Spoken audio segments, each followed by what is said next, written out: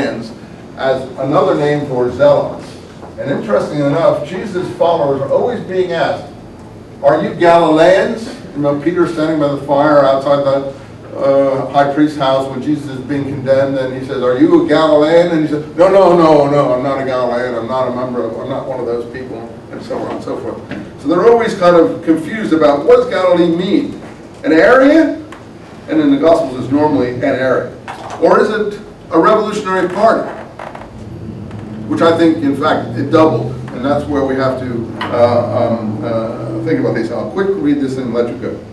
The fourth sect was founded by Judas the Galilean. That, I think, means the Galilean means he's a member of the Galilean party.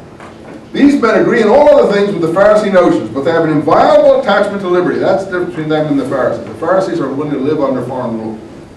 And they say that God is to be their only ruler. Only God rules here. So when Jesus gets the coin, what happens? He says, show me the coin.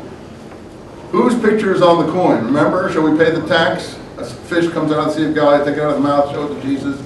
And he says, whose picture is on the coin? They say Caesar. So he says, render unto Caesar what is Caesar and God's what is God's.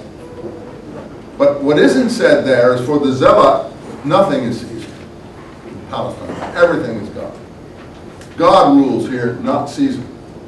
See? He said here, they have an inviolable attachment to liberty, and they say that God is their only ruler or Lord. Though they don't honor Caesar at all. So you could say, Jesus says, he who has ears, let him hear. You could say in analysis of that particular episode that Jesus is also saying nothing goes to Caesar. They also do not, because for the fourth sect, render to Caesar what is Caesar, render to God what is God, Caesar what is Caesar's. Everything is God's, nothing is Caesar. They also do not value, we'll talk about it more in detail later on, but I just want to read it in relation to this. They also do not value any kind of death, nor indeed do they heed the deaths of their relations and friends. Nor can any such fear make them call any man Lord. Nobody is Lord. No man is Lord. Therefore in the Gospels, calling Jesus Lord would be outlawed by these people. They will not call any man Lord. You have to read these things really. And since this immovable resolution of theirs is well known to a great many, I shall speak no further about that matter, because he was an interrogated prisoner, he knew all about their immovable resolution.